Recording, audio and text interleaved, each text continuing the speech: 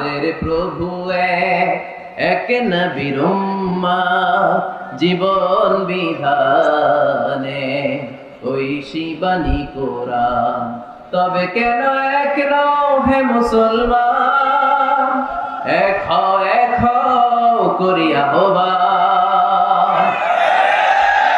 বাইতুল্লাহ Medina শরীফে উহুদ পাহাড়ে বদরের মাঠে, ঠিক না? বাইতুল্লাহ মদিনা শরীফে উহুদ পাহাড়ে বদরের মাঠে, একটা তো জীবন মরণ যে একটাই, একের সাথে মিলে মিশে একটাই প্রাণ। তবে কেন এক নও হে মুসলমান, এক হও করিয়া আহ্বান। পড়েন আমিন।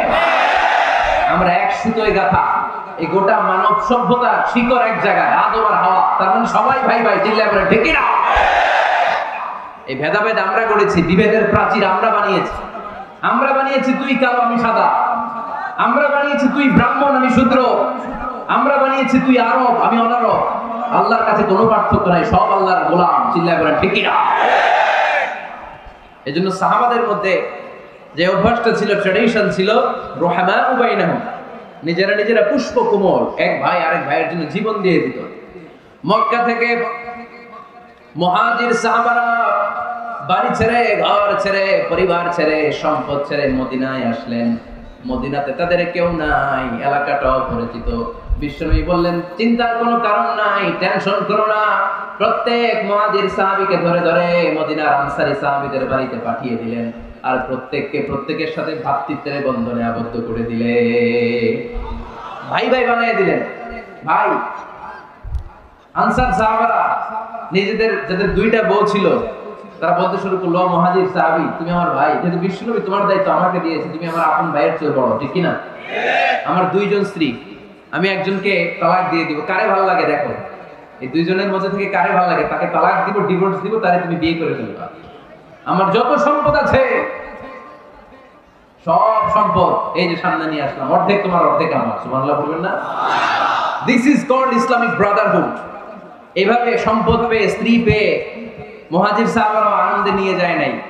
আব্দুর রহমান ইবনে আউফ রাদিয়াল্লাহু তাআলা আনহুকে যখন প্রস্তাব দেয়া হলো, আপনি আমার ভাই, আপনার দায়িত্ব বিশ্বনবী আমাকে দিয়েছে, আমার সব সম্পদের অর্ধেক নিয়ে যান, আমার একাধিক স্ত্রী আছে, কারে ভালো লাগে দেখেন, তালাক দিয়ে দিব, নিয়ে যান।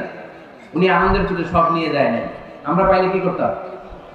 হ্যাঁ, ধরেন আপনার বাড়ি ফরিদপুর, আপনি গেছেন চিটাগাং, একজন আপনার ভাই বানায় দিল, এখন বললো ভাই আমার দুই বউ, একটা আপনি নিয়ে যান। আমার 20 কোটি টাকা আছে ব্যাংকে, 10 কোটি আপনার। আমরা কি করতাম? আহা কি আনন্দ, আকাশে বাতাসে, ঠিক কিনা? আমরা তো মহা খুশি হয়ে যেতাম। আব্দুর রহমান ইবনে আউফ, হোয়াট ইজ দ্য পার্সোনালিটি, কি পার্সোনালিটি, ব্যক্তিত্ব তারা বিলং করতো।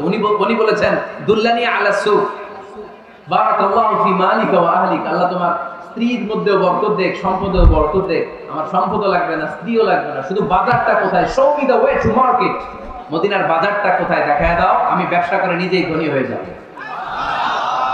ভ্রাতৃত্বের বন্ধন। আশিদ্দাউ আলাল কুফফার রুহামাউ বাইনাহুম, সাহাবারা কাফেরদের সাথে বজ্র কঠোর, নিজেরা পুষ্পকোমল, আর আমরা নিজেরা বলেন বজ্র কঠোর। এজন্য সাহাবীদের যে পন্থা, ওই পন্থা আমাদের মধ্যে আনার দরকার আছে না নাই? আমরা কি নিজেদেরকে ভাই বলতে পারি না? হ্যাঁ, আর কতদিন? সেই ছোটবেলা থেকে শুনতেছি, এরে দেখতে পারে না, এরে গালি দেয়, কিন্তু আমরা ভাই। ইসলাম আমাদেরকে এটা শিখায় নাই, চিল্লায় বলেন ঠিক কিনা? তাই আমরা ভ্রাতৃত্বের বন্ধনে অটুট থাকতে চাই। আজকের মাহফিলের স্লোগান হোক, কালিমা লা ইলাহা ইল্লাল্লাহ, যে পড়েছে সেই আমার ভাই। তার জন্য আমার হৃদয়ে ভালোবাসার দরদ আছে না নেই? এজন্য রব্বুল আলামিন বলেন, মুহাম্মাদুর রাসূলুল্লাহি ওয়াল্লাযীনা মাআহু আশিদ্দাউ আলাল কুফফারি রুহামাউ বাইনাহুম। মুহাম্মদ সাল্লাল্লাহু আলাইহি ওয়াসাল্লাম আল্লাহর রাসূল, তার সাথে যারা থাকে মানে তারা সাহাবারা, নিজেরা পুষ্পকমল, কাফেরদের ব্যাপারে তারা বজ্র কঠোর। সুবহানাল্লাহ পড়েন। এরপর আল্লাহ বললেন তারাহুম রুকআন সুজদান ইয়াবতাগুনা ফাদলাম মিনাল্লাহি ওয়া রিদওয়ানা। ও নবী আপনি দেখবেন আপনার সাহাবারা সব সময় রুকু করে, সব সময় সিজদা করে, সিজদার মধ্যে তারা মাথা ঠুকে ঠুকে আমার দরবারে কাঁদে, ঠিক কি না? সাহাবাদের একটা বৈশিষ্ট্য হচ্ছে অবসর পেলেই ওনারা রুকু করতেন, সিজদা করতেন। আকরাবু মা ইয়াকুনুল আবদু মির রাব্বিহি ওয়া হুয়া সাজিদ ফাআকসিরু ফীহি দুআ। বান্দা যখন সিজদায় লুটিয়ে পড়ে, বান্দা তখন আল্লাহর সবচেয়ে কাছে চলে যায়। আমরা যখন সিজদা দেই তখন আল্লাহর কাছে চলে যাই। কখন কাছে চলে যাই? যখন কি দেই? আপাত দৃষ্টিতে মনে হয় আমার সিজদাটা মসজিদের টাইলসের উপরে পড়েছে, জায়নামাজের উপরে পড়েছে, মসজিদের কাতারের উপরে, মুসল্লার উপরে পড়েছে, কিন্তু আল্লাহর হাবিব বলেন তোমার সিজদাটা আল্লাহর কুদরতি পায়ের উপরে পড়েছে। সাহাবীরা সব সময় রুকু সিজদায় পড়ে থাকতেন, আল্লাহর কাছে তারা চাইতেন। তাই আমাদের মডেল হবে সাহাবা। আমাদের মডেল হবে কারা? আওয়াজ করে বলেন কারা? এই মেসেজটা বাড়িতে নিয়ে যেতে পারবেন তো? This is the first message I dropped today for the people of Faridpur. Faridpur বাসীর জন্য আজকের আমার প্রথম মেসেজ, আমাদের মডেল হচ্ছে সাহাবা, ঠিক কি না? সাহাবারা আমাদের মডেল, ওনারা আমাদের ইন্সপায়ারেশন, ওনারা আমাদের অনুপ্রেরণা। এজন্য আল্লাহর হাবিব সাল্লাল্লাহু আলাইহি ওয়াসাল্লাম বলেছেন লা তাসুব্বু আসহাবি, খবরদার আমার সাহাবাদেরকে গালি দিও না। তোমরা যদি উহুদ পাহাড় পরিমাণ স্বর্ণ দান করো, আমার সাহাবারা ওই কঠিন মুহূর্তে যে এক মুঠ চাল দান করেছিল, ওই চালের দানের সমান হবে না। আবার বিশ্বনবী বলতেন খায়রুল কুরুনি করনি সুম্মা আল্লাযীনা ইয়ালুনাহুম সুম্মা আল্লাযীনা ইয়ালুনাহুম, সবচেয়ে শ্রেষ্ঠ যুগ আমার যুগ, তারপরে আমার সাহাবাদের যুগ, তারপরে তাবিঈদের যুগ। পড়েন সুবহানাল্লাহ। সবচেয়ে শ্রেষ্ঠ যুগ হচ্ছে সাহাবাদের যুগ। নাকি এখন প্লেন আবিষ্কার হয়েছে, রকেট আবিষ্কার হয়েছে, মডার্ন টেকনোলজি সব আমাদের হাতে, এজন্য এই যুগটা শ্রেষ্ঠ নাকি? না, আল্লাহর হাবিব সাল্লাল্লাহু আলাইহি ওয়াসাল্লাম বলেছেন সাহাবাদের যুগটা হচ্ছে গোটা দুনিয়া যত যুগ এই পৃথিবী দেখেছে সবচেয়ে শ্রেষ্ঠ যুগ হচ্ছে সাহাবাদের যুগ। চিল্লায়ে বলেন ঠিক কি না? আবার আল্লাহ বললেন রাদিয়াল্লাহু তাআলা আন, রব্বুল আলামিন দুনিয়ার কোন গোষ্ঠীর ব্যাপারে, দুনিয়ার কোন জাতির ব্যাপারে, দুনিয়ার কোন মানুষদের ব্যাপারে রিদওয়ানুল্লাহ আল্লাহর সন্তুষ্টির কথাটা বলেন নাই, শুধু বলেছেন কেবলমাত্র সাহাবাদের জন্য। সুবহানাল্লাহ পড়া। এজন্য সাহাবাদের নাম শুনলে কি পড়তে হয়? আমি যদি পড়ি আবু বকর, এরপরে কি পড়বেন? যদি পড়ি ওমর, যদি পড়ি আলী, যদি পড়ি উসমান রাদিয়াল্লাহু তাআলা আনহু, আল্লাহ তাআলা ওনাদের উপর খুশি হয়েছেন, ঠিক কি না? এজন্য সাহাবারা আমাদের মডেল। আজকে আমরা সাহাবাদের জীবন চরিত্র সম্পর্কে কিছু জানার চেষ্টা করব এবং সেই জীবনের আলোকে আমাদের জীবনকে আলোকিত করতে চেষ্টা করব ইনশাআল্লাহ। পড়ে সবার মনোযোগ আছে তো? আজকে আমরা সাইয়েদনা ওমরে ফারুকের বায়োগ্রাফি সম্পর্কে জানব। ওমরে ফারুক রাদিয়াল্লাহু তাআলা আনহু, the super hero of this উম্মাহ। এই উম্মার সুপার হিরো তিনি, ঠিক কি না? ওনার মুখের আগে লাঠি চলতো বেশি। সুবহানাল্লাহ পড়বেন না? মাঝে মাঝে লাঠি চালানোর দরকার আছে না? নেই? সাইয়েদনা ওমরে ফারুক আমাদের জন্য অনুপ্রেরণা। Is the real super hero of Muslim উম্মাহ। তিনি এই উম্মার রিয়েল সুপার হিরো। এজন্য ওনার জীবনী থেকে আমরা কিছু শিক্ষা নেওয়ার চেষ্টা করব ইনশাআল্লাহ। পড়ে সাইয়েদনা ওমরে ফারুক কিভাবে ইসলাম ধর্ম গ্রহণ করলেন, কিভাবে বিশ্বনবীর প্রাণের কলিজার টুকরা হলেন, এটা দিয়ে আমরা শুরু করি। আল্লাহ তাআলা সাইয়েদনা ওমরে ফারুকের হৃদয়ের মধ্যে 3টা ধাক্কা মেরেছেন, ঈমানের ধাক্কা। আওয়াজ করে বলতে হবে কয়টা? জোরে বলেন তো কয়টা? 3টা ঈমানি ধাক্কা। এক হচ্ছে বিশ্বনবীর দোয়ার ধাক্কা, এক কি? দোয়ার ধাক্কা। 2 হচ্ছে সূরা হাক্কা দিয়ে দিয়েছেন আল্লাহ এক ধাক্কা, সুবহানাল্লাহ পড়বেন না? 3 হচ্ছে সূরাতু তাহা দিয়ে আল্লাহ দিয়েছেন আরেকটা ধাক্কা। এই 3টা ঈমানি ধাক্কা যখন সাইয়েদনা ওমর ফারুকের হৃদয়ে লাগলো, উনি পড়তে আরম্ভ করেছেন আশহাদু আল্লা ইলাহা ইল্লাল্লাহ ওয়া আশহাদু আন্না মুহাম্মাদান আবদুহু ওয়া রাসূলুহু। চিল্লায়ে পড়েন আল্লাহু আকবার। বিশ্বনবী মক্কায় বসে বসে তাহাজ্জুদের সালাত পড়ে আল্লাহর কাছে দোয়া করলেন, আল্লাহুম্মা আইজ্জাল ইসলাম বিআহাব্বির রাজুলাইনি ইলাইক। ও আল্লাহ, 2 জন লোকের নাম বলবো, 2 জনের দরকার নেই, এই 2 জনের একজনকে আপনি ইসলামের সুশীতল ছায়া তলে এনে ইসলামকে বিজয় দান করে দেন। মুহূর্তের মধ্যে দোয়াটা কবুল করে নিয়েছে কে? আল্লাহ। বিশ্বনবী বললেন আল্লাহ 2 জনের নাম বলবো আজকের দোয়ায়। আবি জাহল ইবনে হিশাম, হয়তো হিশামের বেটা আবু জাহেলকে আপনি ইসলামের ভিতরে নিয়ে আসেন। কিংবা ওমর ইবনুল খাত্তাবের বেটা ওমরকে আপনি ইসলামের ছায়াতলে নিয়ে আসেন। ওমরে ফারুকের জন্য দোয়াটা কবুল করে নিয়েছে কে? মক্কার যে অবস্থা, আল্লাহর হাবিব সাল্লাল্লাহু আলাইহি ওয়াসাল্লাম বুঝলেন মক্কার এই দুইজনের একজন যদি আমার সাথে না থাকে তাহলে মক্কায় দাওয়াতি কাজ চালিয়ে যাওয়া যাবে না। আল্লাহ বললেন, আল্লাহ বেশি চাই না, এই দুইজনের একজন, হয় আবু জাহেল নয় ওমর, হয় আবু জাহেল নয় ওমর। বিশ্বনবী যখন দোয়া করলেন, এই দোয়ার একটা ঈমানি ধাক্কা, নূরানি ধাক্কা সাইয়েদনা ওমর ফারুকের হৃদয়কে স্পর্শ করে ফেলল। দোয়া ইজ লাইক এ মিসাইল। এই যে আমরা দোয়া করি, এটা মিসাইলের মতো। যুদ্ধে মিসাইল হামলা করে না? মিসাইল হামলা করার পরে এই মিসাইল লক্ষ্য বস্তুতে যে ভেদ করে, ঠিক কিনা? তেমনি দোয়ার মতো যদি আপনি দোয়া করতে পারেন, আপনি যেই জন্য দোয়া করেছেন ঠিক ওই জায়গায় যে আপনার দোয়া স্পর্শ করে। সুবহানাল্লাহ পড়বেন না? বিশ্বনবীর দোয়ার মাধ্যমে প্রথমে সাইয়েদনা ওমর ফারুকের হৃদয়ে এক ধাক্কা লাগলো। দুই নম্বরে রব্বুল আলামিন সূরাতুল হাক্কা দিয়ে ওমর ফারুকের হৃদয়ের মধ্যে দিলেন এক ধাক্কা। পড়েন আল্লাহু আকবার। কোরআনের ভেতরে সূরাতুল হাক্কা নামে একটা সূরা আছে না নাই? আল হাক্কাতু মাল হাক্কা ওয়া মা আদরাকা মাল হাক্কা। পড়েন আল্লাহু আকবার। বিশ্বনবী যখন দোয়া করলেন, ওই দোয়া যখন সাইয়েদনা ওমর ফারুকের হৃদয় স্পর্শ করলো, সাইয়েদনা ওমর ফারুক সব সময় বিশ্বনবীরে ফলো করতে আরম্ভ করলেন। বিশ্বনবী ডানে গেলে লুকিয়ে লুকিয়ে ওমর ফারুক ডানে যায়, বিশ্বনবী বায়ে গেলে লুকিয়ে লুকিয়ে ওমর ফারুক বায়ে যায়। বিশ্বনবী একবার মসজিদুল হারামে যে নামাজ পড়তে শুরু করলেন, ওমর ফারুক তখন বিশ্বনবীর পিছু পিছু ছদ্মবেশে পেছন থেকে যে বিশ্বনবী কিভাবে নামাজ পড়ে দেখতে শুরু করলেন। বিশ্বনবী ইন দা মিন টাইম এশারা নামাজে আল হাক্কাতু মাল হাক্কা তেলাওয়াত শুরু করে দিলেন। আল হাক্কাতু মাল হাক্কা তেলাওয়াত শুরু করে দিলেন। তেলাওয়াত করতে করতে বিশ্বনবী যখন তেলাওয়াত করতেছে, ওমর ফারুক এরকম দুলতেছে আর মজা পাচ্ছে। ওমিয়া বিশ্বনবীর কণ্ঠ বুঝে আমার মতো কণ্ঠ, আপনার মতো কণ্ঠ, আহমদ বিন ইউসুফের কণ্ঠ, আব্দুল বাসিতের কণ্ঠ না? বিশ্বনবীর গলায় যে কি সুরের ঝংকার আল্লাহ দিয়েছেন, কি সুরের লহরী আল্লাহ দিয়েছেন, একবার যে শুনতো পাগল হয়ে যেত। আল্লাহু আকবার। বিশ্বনবী সূরা হাক্কা মন্ত্রমুগ্ধ তেলাওয়াতে, মন্ত্রমুগ্ধ সুর দিয়ে, মন্ত্রমুগ্ধ কণ্ঠ দিয়ে তেলাওয়াত করতে লাগলেন। এশার সালাতে ওমর ফারুক তুলতে লাগলেন। ওমর ফারুক যত শুনেন অবাক হয়ে যায়, যত শুনেন অবাক হয়ে যায়, যতই শুনে অবাক। কিরে, কারণ তিনি আরবি ভাষা বুঝতেন। এত সুন্দর শব্দের গাঁথনি, এত প্রাঞ্জল বর্ণনা, এত সুন্দর অন্তমিল, এটা কবিতা না হয়ে পারে না।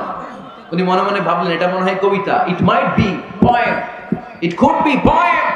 মুহাম্মদ মনে হয় কবি হয়ে গেছে, তার কাব্য প্রতিভা দিয়ে সে এটা বানিয়েছে। তা না হলে এত সুন্দর কথা, এটা কবিতা না হয়ে পারে। ইন দ্য মিন টাইম বিশ্বনবী কিন্তু দেখতেছে না যে পেছনে ওমর।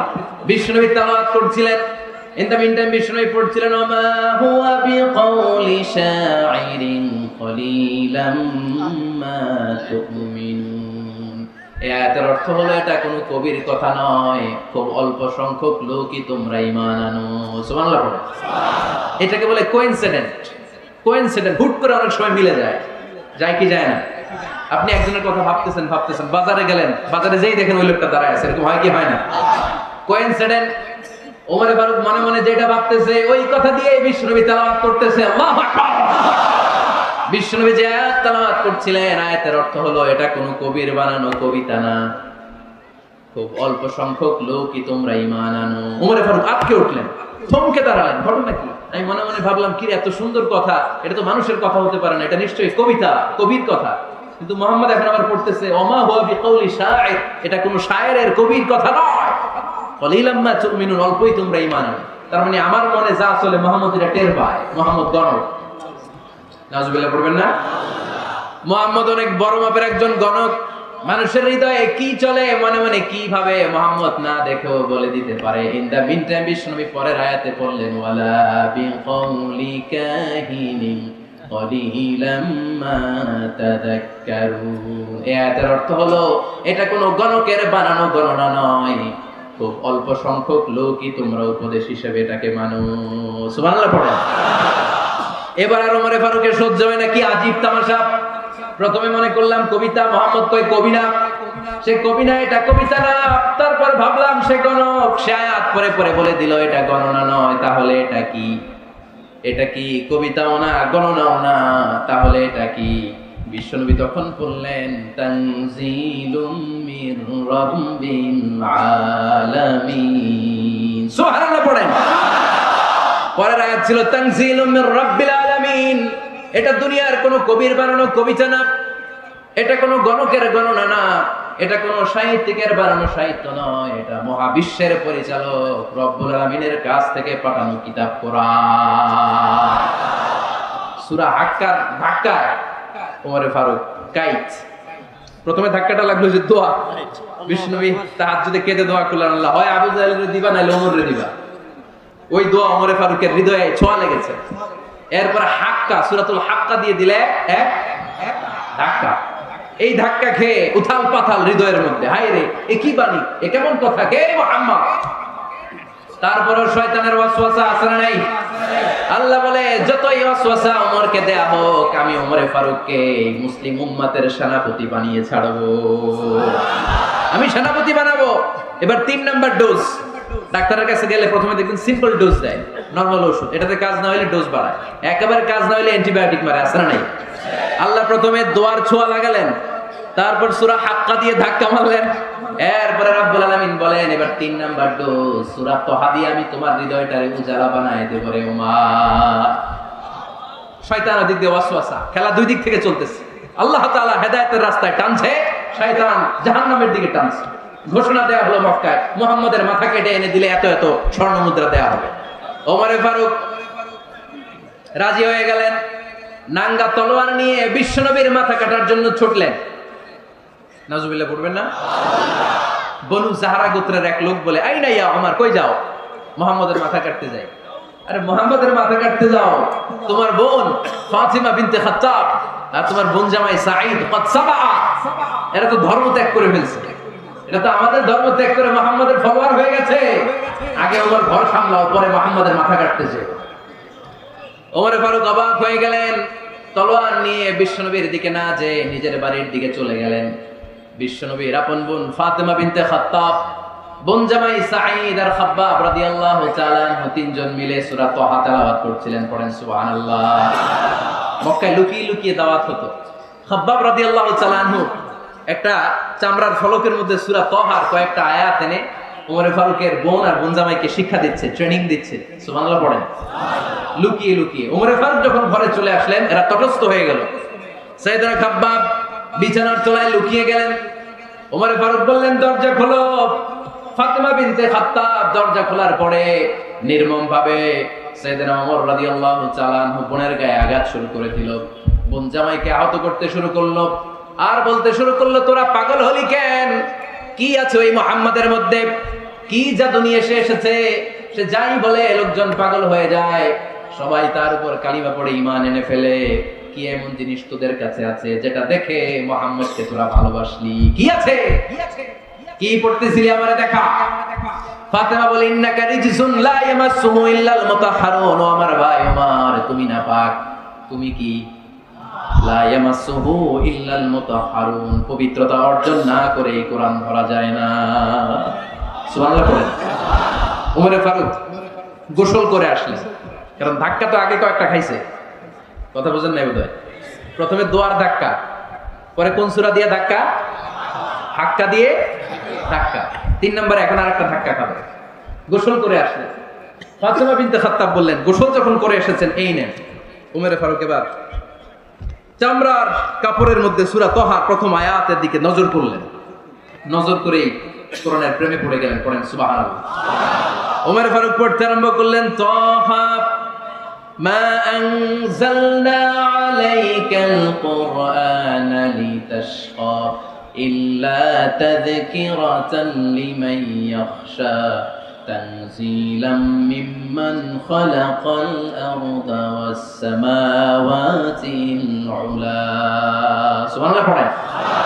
উনি পড়তে আরম্ভ করলেন, তাহা মা আনজালনা আলাইকাল কুরআনা লিতাশকা, এই কোরআনকে আমি তোমাদের হতভাগ্য জাতি হিসেবে দুনিয়ায় থাকার জন্য পাঠাই নাই। এটা রব্বুল আলামিনের পক্ষ থেকে এসেছে। যারা রবকে ভয় করে তাদের জন্য আছে উপদেশ। যিনি আকাশ বানিয়েছেন, জমিন বানিয়েছেন, ওই আল্লাহ তাআলা নিজেই এই কোরআন পাঠিয়েছে। আওয়াজ করে পড়তে হবে আল্লাহু আকবার। উনি খুব ভালো আরবি জানতেন। সূরা তাহা পড়ার পরে আর ধৈর্য ধারণ করতে পারে না।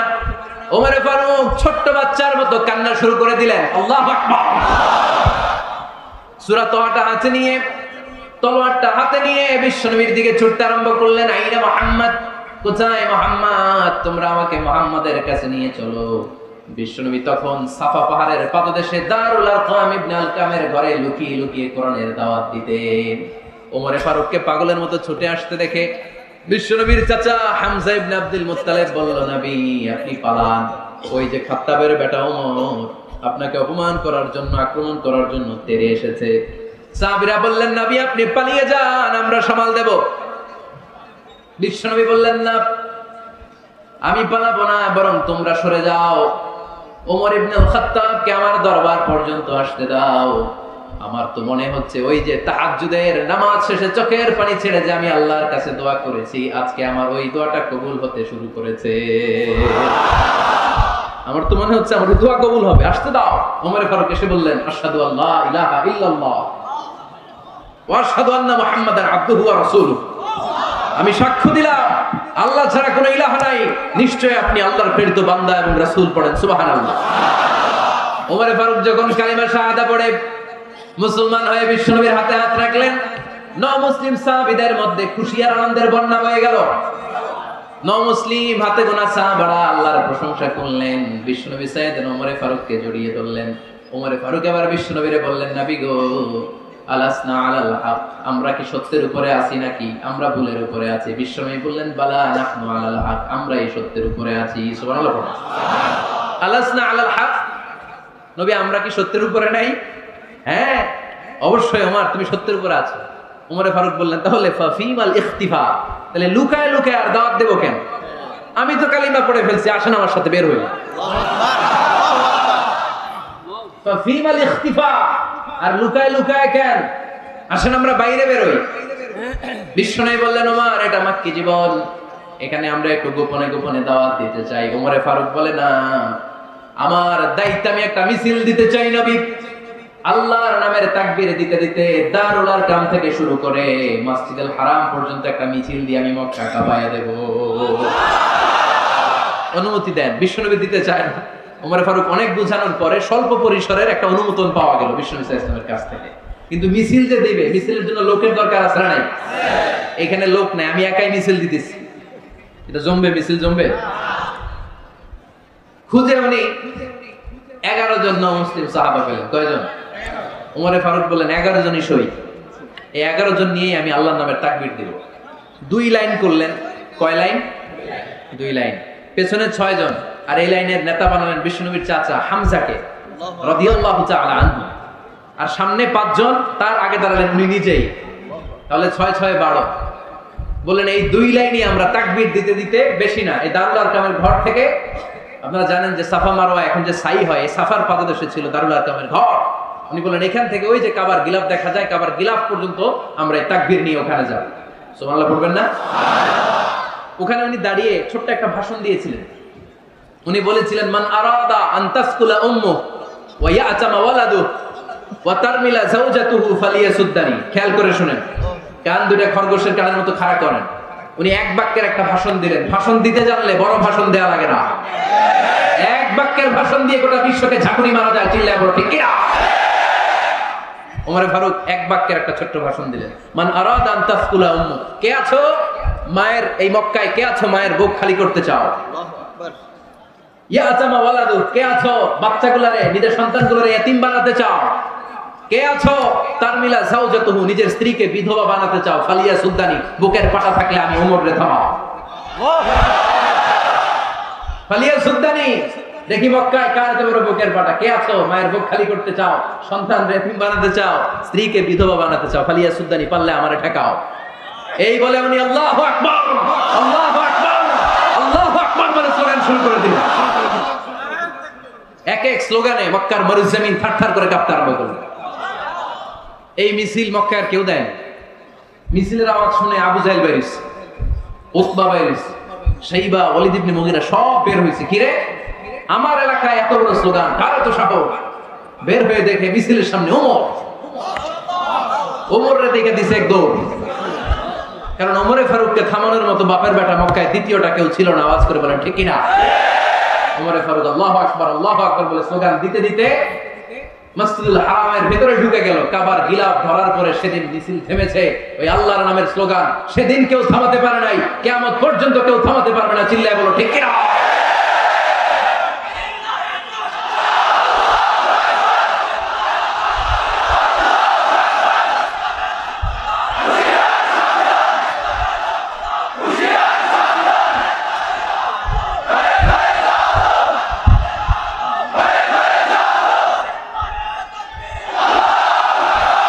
ওইরকম একটা ওমরের দরকার, আমাদের বেশি চাই না। জোরে বলেন ঠিক কিনা?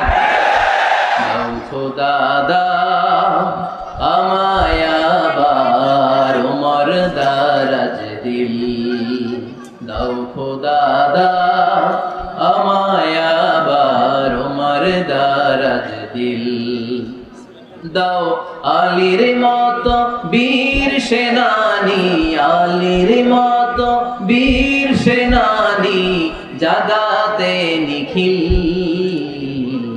দাও খোদা দাও আমায় আবার ওমর দারাজ দিল। সুবহানাল্লাহ পড়েন। একটা ওমর লাগবে। চিল্লায় বলেন কয়টা? ওই ওমরের অপেক্ষায় বাংলাদেশ সহ গোটা মুসলিম উম্মাহ। ঠিক কি না? একটা ওমরই যথেষ্ট। আমাদের সেন্ট্রাল লিডারশিপ নাই তো, আমাদের কি এদিকে লাথি মারলে আমরা ওইদিকে যাই, ওদিক থেকে গুতা মারলে আমরা এদিকে যাই। আমাদের রিপ্রেজেন্টেটিভ, আমাদের প্রতিনিধিত্ব করার মতো কোনো কেন্দ্রীয় লিডারশিপ নেতৃবৃন্দ গোটা বিশ্বে নাই। ঠিক কিনা? আমরা সেই ওমরে ফারুকের অপেক্ষায়, আমরা সেই ইমাম আল মাহদির অপেক্ষায়। এই ওমরে ফারুক আমাদের মডেল। ঠিক কিনা? থার্ড ইন পজিশন এই পুরো উম্মতের মধ্যে ওনার পজিশন নাম্বার 3। 1 নাম্বার পজিশন বিশ্বনবী কার?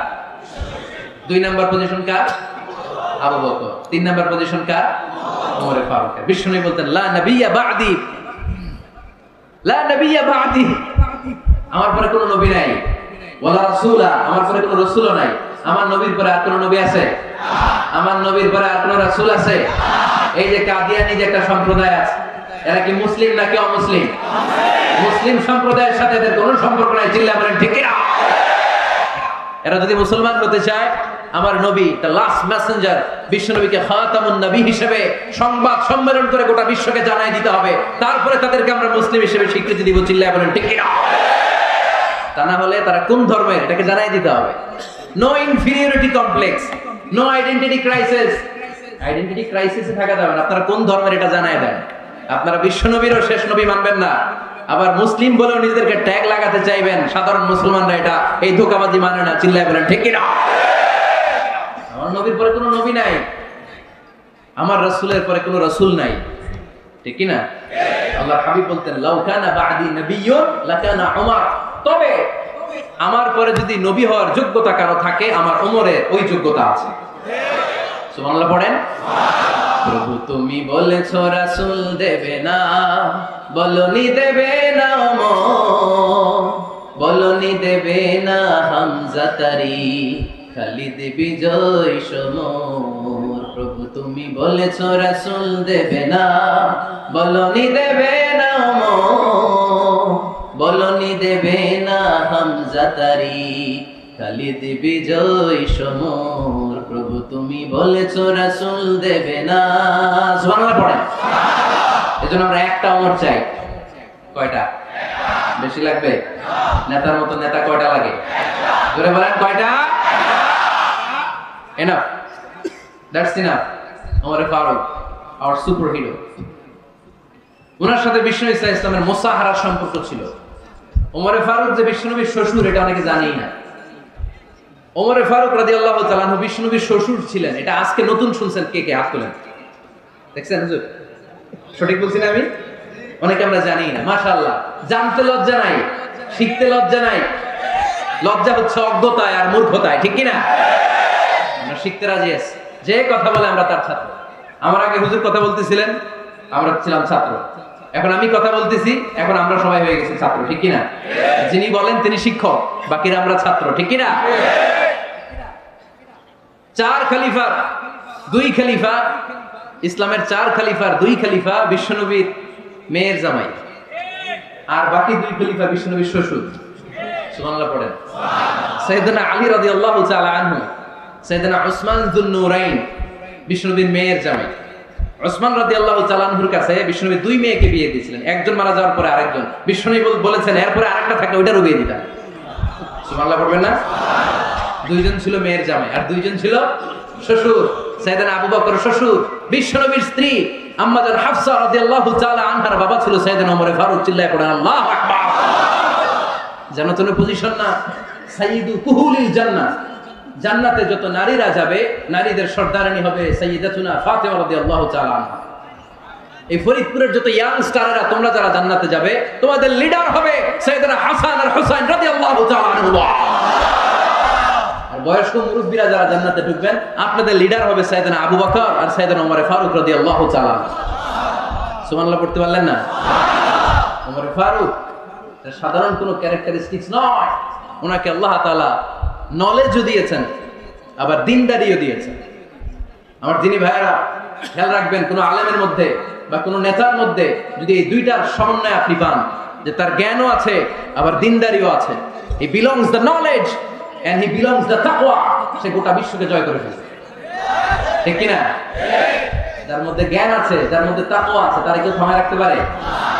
ওমর ফারুককে এই দুই নেয়ামত দিয়ে ধন্য করেছে কে? সহিহ বুখারীর বর্ণনা, বিশ্বনবী সাহাবীদের সামনে একটা স্বপ্নের কথা বলছেন।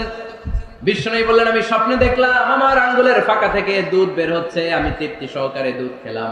খাওয়ার পরে দেখলাম আঙ্গুলের মধ্যে একটু দুধ লেগে আছে, আমার আঙ্গুলে অতিরিক্ত লেগে থাকা দুধটা আমি ওমর ফারুকের মুখের মধ্যে লাগিয়ে দিলাম। সাহাবারা বললেন, ইয়া রাসূলুল্লাহ, ইয়া হাবিবাল্লাহ, মাযা আওয়ালতা বিহি, এই স্বপ্নের আপনি কি ব্যাখ্যা করলেন, আমরা তো বুঝলাম না। বিশ্বনবী বললেন, আওয়ালতু বিহি আল ইলম, আমি এই দুধ দিয়ে জ্ঞানের ব্যাখ্যা করেছি, কারণ ওমরকে আল্লাহ যেই জ্ঞান দিয়েছে গোটা বিশ্বের কাউকে এত জ্ঞান দেয় না। এজন্য স্বপ্নে যদি কেউ দেখেন যে আপনি দুধ খাচ্ছেন, তার মানে আল্লাহ তাআলা আপনার জ্ঞান বাড়ায় দিবেন। ওমর ফারুককে দুধ খেয়ে অতিরিক্ত দুধের অংশটা বিশ্বনবী আবু বকর রাদিয়াল্লাহু তাআলা আনহুর মুখে দেন নাই, সাইয়েদনা উসমানের মুখে দেন নাই, আলী রাদিয়াল্লাহু তাআলা আনহুর মুখে দেন নাই। স্বপ্নে ওই অতিরিক্ত লেগে থাকা দুধটা বিশ্বনবী ওমর ফারুকের ঠোঁটের মধ্যে লাগিয়ে দিয়েছেন। এই হাদিস থেকে প্রমাণ হয় আল্লাহ তাআলা জ্ঞানের নিয়ামতে সাইয়েদনা ওমর ফারুককে ধন্য করেছেন। আবার বুখারীর বর্ণনা, বিশ্বনবী সাল্লাল্লাহু আলাইহি ওয়াসাল্লাম আরেকটা স্বপ্নের বর্ণনা দিচ্ছেন। তিনি বললেন, তোমাদের সবাইকে স্বপ্নে আমার সামনে দাঁড় করানো হলো, আমি দেখলাম তোমাদের কারো জুব্বা নাভি পর্যন্ত, কারো জুব্বা হাঁটু পর্যন্ত, কারো জুব্বা টাকনু পর্যন্ত। ওমর ফারুককে যখন স্বপ্নে আমার সামনে দাঁড় করিয়ে দেয়া হলো, আমি দেখলাম ওমরের জুব্বা এত লম্বা, ওমর টেনে হিচড়ে তার জুব্বা নিয়ে সামনে হেঁটে যাচ্ছে। সাহাবারা বললেন, ফামাযা আওয়ালতা বিহি ইয়া রাসূলুল্লাহ, ও আল্লাহর রাসূল, এই স্বপ্ন দিয়ে আপনি কি বোঝাতে চাইলেন, আমরা কিছু বুঝলাম না। বিশ্বনবী বললেন, আওয়ালতু বিহি আদ-দীন, আমি এই হাদিসের দ্বারা দ্বীনের ব্যাখ্যা করলাম, যার জামা যত লম্বা তার দ্বীনদারি তত বেশি। সুবহানাল্লাহ, আসতে পড়েন। স্বপ্নে দেখলেন কোন সাহাবীর জুব্বা নাভি, কোন সাহাবীর হাঁটু, কারোটা টাকনু, কিন্তু ওমর ফারুকের জুব্বা এত লম্বা, ইয়াজুরু সাওবাহু, তিনি তার জুব্বা টেনে হিচড়ে যাচ্ছেন। বিশ্বনবী বললেন, এটা দ্বারা আমি দ্বীন, আমি তাকওয়া, দ্বীনদারি, তাকওয়া এটার ব্যাখ্যা করেছি। তার মানে ওমর ফারুকের তাকওয়ার সামনে সব তাকওয়া পানি হয়ে যাবে। কোন সুবহানাল্লাহ। আল্লাহ তাআলা সাইয়েদনা ওমর ফারুককে দ্বীনের জ্ঞান দিয়েছেন, তাকওয়া দিয়েছেন। যুবক ভাইরা, যাকে আল্লাহ তাআলা দ্বীনের জ্ঞান দেয়, যাকে আল্লাহ তাআলা তাকওয়ার এই গুণ দিয়ে সমৃদ্ধ করে, তার জন্য গোটা বিশ্বের সব দরজাগুলোকে ওপেন করে দেয় কে? কত বড় মুত্তাকি ছিলেন সাইয়েদনা ওমর ফারুক। মদিনার সমাজে কয়জন মুনাফিক ছিল বিশ্বনবী ছাড়া কেউ বলতে পারতেন না। বিশ্বনবী কোন সাহাবীকে মুনাফিকদের লিস্ট দিয়ে যান নাই, একজন সাহাবী ছাড়া। দেখি কেউ বলতে পারেন কি ওই সাহাবীর নাম? কি নাম? হুযায়ফা ইবনুল ইয়ামান রাদিয়াল্লাহু তাআলা আনহু। উনাকে বলা হতো সাহিবু সিররি রাসূলিল্লাহ, আল্লাহ রাসূল সাল্লাল্লাহু আলাইহি ওয়াসাল্লামের গোপন তথ্যের ধারক বাহক। সুবহানাল্লাহ বলবেন না? বিশ্বনবী ইন্তেকালের আগে মদিনার সমাজে মোট কয়জন মুনাফিক আছে এই তথ্য আবু বকরকে বলেন নাই, ওমর রাদিয়াল্লাহু তাআলা আনহুকে বলেন নাই, উসমান রাদিয়াল্লাহু তাআলা আনহু, আলী রাদিয়াল্লাহু তাআলা আনহু, আশারাতুল মুবাশশিরিন বিল জান্নাহ কোন সাহাবীকে বলেন নাই, শুধুমাত্র কেবলমাত্র একমাত্র হুযায়ফা ইবনুল ইয়ামান রাদিয়াল্লাহু তাআলা আনহুর কাছে মুনাফিকদের লিস্টে বিশ্বনবী দিয়ে দিয়েছে। সুবহানাল্লাহ পড়ো। মদিনায় কারা কারা মুনাফিক কেউ জানতো না হুযায়ফা ছাড়া। কে ছাড়া? নামটা আজকে মুখস্থ করেন, যাতে অন্য কোনো ওয়াজে কেউ জিজ্ঞেস করলে বলতে পারেন। মুনাফিকদের লিস্ট যে সাহাবীর কাছে বিশ্বনবী দিয়ে গিয়েছিলেন, সাহাবীর নাম কি? নাম? নামটা কেমন লাগে? ভালো লাগে? অনেকে আমারে জিজ্ঞেস করে, হুজুর আমার ছেলে হবে আগামী মাসে, একটা নাম দেন। নাম দিয়ে দিলাম হুযায়ফা। যাদের হবে ছেলে, এলাকায় যাদের নেক্সট কয়েক মাসে ছেলে হবে, খালি হুযায়ফা চলবে। কি চলবে? ভালো লাগে? নামটা ভালো লাগে? রাইখেন, অনেক সুন্দর নাম। উনিই জানতেন মুনাফিক কারা। দেখেন ওমরে ফারুকের তাকওয়ার লেভেলটা কত হাই। ওমরে ফারুক একদিন হুযায়ফা রাদিয়াল্লাহু তাআলা আনহুর কাছে গেলেন, যে বললেন, হুযায়ফা, বিশ্বনবী ইন্তেকালের আগে মুনাফিকদের নামের লিস্টটা কারো কাছে দেয় নাই, আমার জানা নাই, সাইয়েদনা আবু বকরের জানা নাই, কোন সাহাবীর জানা নাই, তুমি ছাড়া। আমি তোমার কাছে জানতে চাই, আমি ওমরের নামটা ওই মুনাফিকদের খাতায় আছে কিনা আমার একটু বলো। আমার ওমরের নামটা ওই মুনাফিকদের লিস্টিতে একটু আছে কিনা, নামটা একটু বলো। যদি থাকে আমি ভালো হয়ে যাব। আমি নেফাকি দূর করে পাক্কা মুমিন হতে চাই। আমার নাম যদি মুনাফিকের লিস্টে থাকে আমি তো শেষ। হুযায়ফা চোখের পানি ছেড়ে দিয়ে বলে, আমিরুল মুমিনিন, কেমন প্রশ্ন করলেন আপনি? আপনি বিশ্বনবীর শ্বশুর। এই উম্মতে আপনার পজিশন 3 নাম্বার। আপনারে মুনাফিকরা ভয় পায়, শয়তান আপনারে ভয় পায়। আপনি জান্নাতে সব বয়স্ক লোকদেরকে নিয়ে জান্নাতের মধ্যে আগে আগে ঢুকবেন। কেমন করে মুনাফিকদের কাতারে আপনার নাম থাকতে পারে? সুবহানাল্লাহ। কি বিনয়ী, কি তাকওয়া। হুযায়ফাকে যে ধরতেন, হুযায়ফা একটু বলো না আমার নামটা মুনাফিকদের লিস্টিতে আছে কি? ওমরে ফারুকের যদি এই টেনশন থাকে যে আমি মুনাফিক হয়ে গেলাম কিনা, আমাদের এই টেনশন থাকার দরকার আছে না? নেই? হ্যাঁ, যেন সব সময় আল্লাহর কাছে দোয়া করতে হবে, আল্লাহ তুমি নেফাকি থেকে আমাদেরকে বাঁচাও। আরো জোরে পড়েন আমিন। আপনারা ওঠা বসা শুরু করলেন কেন? অনেক রাত হয়ে গেছে তাই? হ্যাঁ, শেষ করে দেই তাহলে না? যে অনেকের কষ্ট হচ্ছে মনে হচ্ছে। হ্যাঁ, এক নম্বরে যাচ্ছে এটা এটা সব মুখস্থ দেখি। হ্যাঁ, 1 নাম্বার, 2 নাম্বার, 3 নাম্বার। 1 নাম্বার হইল পেশাবখানা, 2 নাম্বার পায়খানা, 3 নাম্বার নাকি এটা?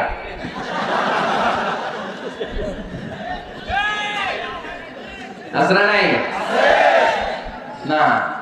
সিগারেট কোন মুসলমান খেতে পারে?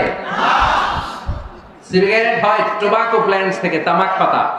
ফরিদপুরে চাষ হয় নাকি? হয়। কোন থানায় হয় বেশি? হ্যাঁ, তামাক ক্ষেত যারা দেখছেন, কোন বেড়া লাগানো লাগে? কারণ ছাগলেও মুখ দেন। যেটা ছাগলে খায় না, এটা কোন মুমিন বান্দা খাইতে পারে? খান কেন এগুলো পচা জিনিস? হ্যাঁ, এই পৃথিবীতে বিড়ি আর সিগারেটই একমাত্র খানা যেটা টয়লেটে ঢুকে খাওয়া যায়, তাই না? পৃথিবীতে সিগারেট আর বিড়ি একমাত্র খাবার। রাগ করবেন না যারা খান, রাগ করেন না। একটু কমন সেন্সটা কাজে লাগানোর জন্য, চিন্তার জন্য বলতেছি। এটাই পৃথিবীর একমাত্র খাবার যেই খাবারের গায়ে এই খাবারের বদনাম লেখা থাকে। Smoking causes cancer. ধূমপান কর্কট রোগের কারণ, ধূমপান স্বাস্থ্যের পক্ষে ক্ষতিকারক, লেখা থাকে না? আচ্ছা, ধরেন ফরিদপুরে একটা কোম্পানি নতুন চানাচুর বের করছে। ওই চানাচুরের গায়ে লেখা, এই চানাচুর খাওয়ার 1 ঘন্টার মধ্যে বমি শুরু হবে আর ডায়রিয়া হবে।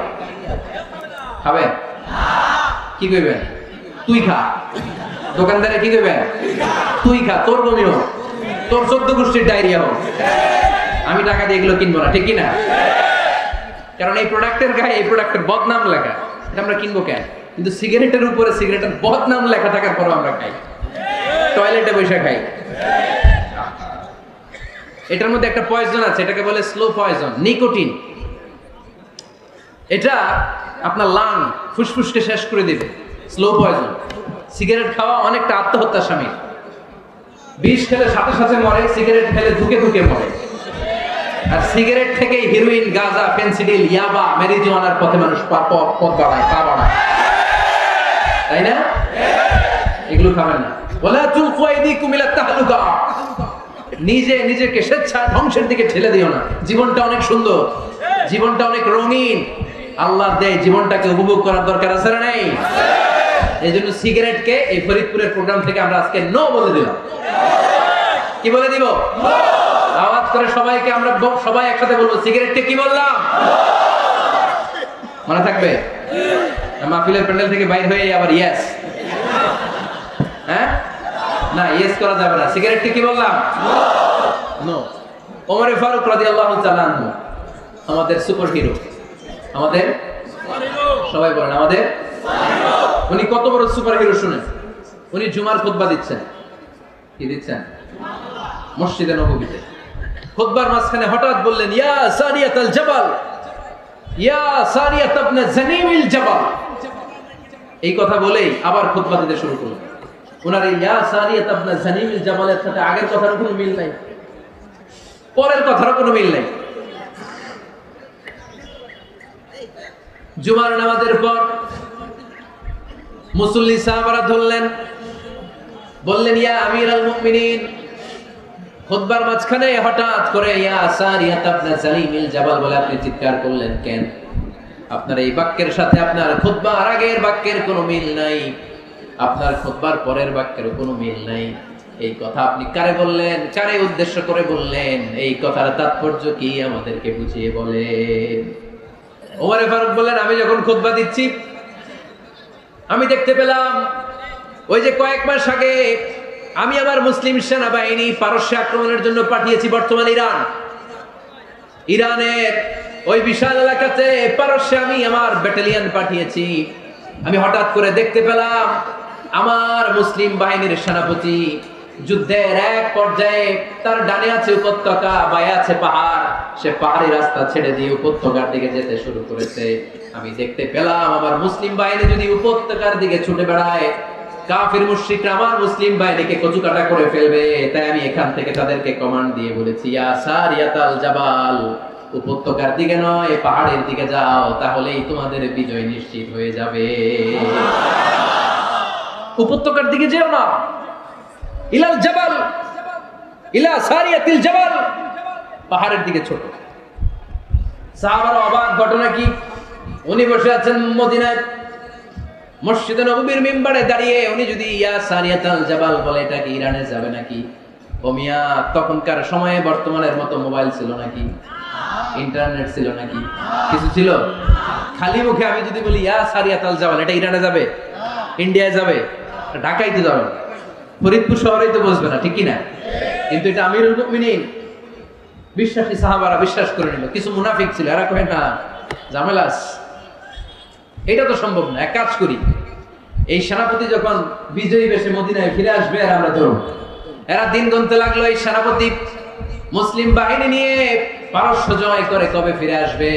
এই মুনাফিকের দলগুলো কখনো সেনাবাহিনীকে অভ্যর্থনা জানাতে যেত না, কিন্তু এইবার সবার আগে মদিনার উপকণ্ঠে যে সেনাপতিদেরকে অভ্যর্থনা জানানোর জন্য ফুল নিয়ে রেডি।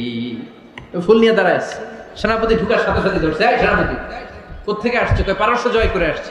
কয় এমন এমন দিন, জুমার দিন দুপুর বেলা যুদ্ধের মাঝখানে আমিরুল মুমিনিনের কণ্ঠের কোন কথাবার্তা শুনছো নাকি? সেনাপতি অবাক, কয় তোমরা জানলে কেমনে? শুনছি তো। সুবহানাল্লাহ বলবেন না? আমরা যুদ্ধে একটা ভয়ঙ্কর অবস্থার মধ্যে ছিলাম, পেছন থেকে শত্রু আমাদেরকে আক্রমণ করতে শুরু করে দিল। ডানে যাব না বায়ে যাব, সামনে যাব নাকি পেছনে যাব, রাস্তা খুঁজে পাচ্ছি না। ডান দিকে ছিল আমাদের উপত্যকার রাস্তা, বাঁ দিকে ছিল পাহাড়ি পথ। আমরা সোজা পথ হবে মনে করে উপত্যকার দিকে ছুটতে আরম্ভ করলাম। হঠাৎ করে আমিরুল মুমিনিনের কণ্ঠ বজ্র কণ্ঠে আমার কানের মধ্যে ভেসে আসলো। আমার মনে হলো আমিরুল মুমিনিন কেমন যেন আমাকে কমান্ড দিচ্ছেন আর বলছেন, ইয়া সারিয়াতাল জাবাল, ডান দিকে উপত্যকার পথে নয়, তাড়াতাড়ি পাহাড়ের দিকে সৈন্যবাহিনী নিয়ে উঠে যা। পাহাড়ের দিকে, ডানে না। This is wrong track and this is the right track. ওই দিন যদি ওমর ফারুকের ওই গাইডলাইন, আমিরুল মুমিনিনের কমান্ড যদি আমি না শুনতাম, আজকে বিজয়ের বেশে ফিরতেও পারতাম না, আমাদের চেহারাও তোমরা দেখতে পেতে না। ওমর ফারুকের ওই কমান্ড, ওই গাইডলাইন অদৃশ্য থেকে শোনার কারণে ওই পারস্যের মধ্যে আমাদেরকে সেই যুদ্ধে বিজয় দান করেছে কে? This is Omar Farooq, this is Omar Farooq. বিশ্বনবী বলতেন ওমর মা লাকিয়াকা শাইতানু সালিকান ফাজ্জান ইল্লা সালাকা ফাজ্জান গায়রা ফাজ্জিকুম। ওমর, শয়তান ইবলিস যদি তোমার কোনো রাস্তা দিয়ে হাঁটতে দেখে, শয়তান ওই রাস্তা রেখে দিয়ে অন্য রাস্তা দিয়ে হাঁটে। সুবহানাল্লাহ বাড়িতে যায় বললেন। কে বলতেছে? বিশ্বনবী। কার ব্যাপারে? ওমরে ফারুকের ব্যাপারে। শয়তান যদি দেখে যে ওমরে ফারুক এই রাস্তা দিয়ে হাঁটতেছে, শয়তান ওই রাস্তা রেখে দিয়ে অন্য রাস্তা দিয়ে হাঁটে। সুবহানাল্লাহ পড়ে। রাত্রিবেলা আমরা আমাদের বাচ্চা ছেলে মেয়েদেরকে যখন খাওয়াই, বাচ্চারা খেতে চায় না, এরকম হয় আপনাদের ফরিদপুর এলাকায়? হ্যাঁ, এই এলাকায় হয় নাকি? খেতে চায় না বাচ্চা, এই চকলেট দেখায়া, এই মিনা কার্টুন দেখায়া, এইটা সেইটা এগুলো সেগুলো বলে, গল্প টল্প বলে ভুলায় খাওয়ানো লাগে, তাই না? তারপরও খায় না। আমারও ছোট মেয়ে আছে, খেতে চায় না, এইটা সেইটা এমনি সেমনি খাওয়ানো লাগে। তো শেষে না পেরে মা বাবা বলতে বাধ্য হয়, ওই যে ভূত আসতেছে, ভূত, তাড়াতাড়ি তাড়াতাড়ি খাও, নাহলে যে ভূত ধরবে তোমার। ওই যে বাঘ আসতেছে, বাঘ, তাড়াতাড়ি খাইলে নাহলে বাঘে কামড়ো। বলি না আমরা? আপনারা কি বলেন? ভূত। আর কি বলেন? হ্যাঁ হ্যাঁ, আচ্ছা, এক এক জায়গায় এক একটা আমরা বলি, ভূত আসবে, বাঘ খাবে, ভাল্লুক খাবে, তাড়াতাড়ি খাও। মদিনাতে যখন ওমরে ফারুক আমিরুল মুমিনিন, মদিনার মায়েরাও বাচ্চাদেরকে খাওয়াতে পারতো না, ছোট্ট মেয়েদেরকে খাওয়াতে পারতো না, খাওয়া নিয়ে যন্ত্রণা করতো। বাচ্চারা যখন মদিনায় খেতে চাইতো না রাত্রি বেলায়, মদিনার মায়েরা বলতো তাড়াতাড়ি খাও, হা হুয়া ইয়াতি উমর, হা হুয়া ইয়াতি উমর, তাড়াতাড়ি খা, নাইলে ওই যে ওমর আসতেছে, Omar. This is our super hero সাইয়েদনা ওমর ফারুক রাদিয়াল্লাহু তাআলা। শুধু শয়তানি ভয় পেত না, মুনাফিকরাও ভয় পেত, জমের মতো ভয়। শুধু তাই না, আমাদের আম্মা জান বিষ্ণু ইসা ইসলামের স্ত্রীরাও ওমর ফারুককে ভয় পেতেন। সুবহানাল্লাহ কইবেন না? মাঝে মাঝে বিষ্ণু ইসা ইসলামের সাথে আম্মা জান আয়েশার ঝগড়া হতো, হতো না? আপনাদের ফ্যামিলিতে ঝগড়া হয়? হয় না? হয় না? কার কার দেখি? ওরে আল্লাহ, অনেক আল্লাহর ওলি আছে তো জায়গায়। ঝগড়া হয় না? কি কথা, ঝগড়া হয় না বলে? বিষ্ণুনবীর ফ্যামিলিতে ঝগড়া হয়, আপনার ফ্যামিলিতে হয় না? মিষ্টি ঝগড়া। আর ও বিয়েই করে নাই।